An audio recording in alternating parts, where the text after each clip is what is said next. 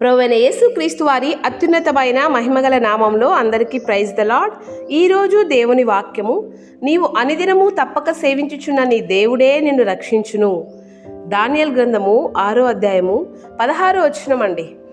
ఈ మాట అన్యుడైన దర్యావేషు రాజు దానియేలు గారి గురించి పలుకుతున్న మాటలు. సింహాల గుహలో అతను వేయబడుతున్నప్పుడు నీ దేవుడు నిన్ను తప్పకుండా రక్షిస్తాడు, ఎందుకంటే నువ్వు అనుదినము ఆయన తప్పక సేవిస్తున్నావు అని పలుకుతున్నాడు.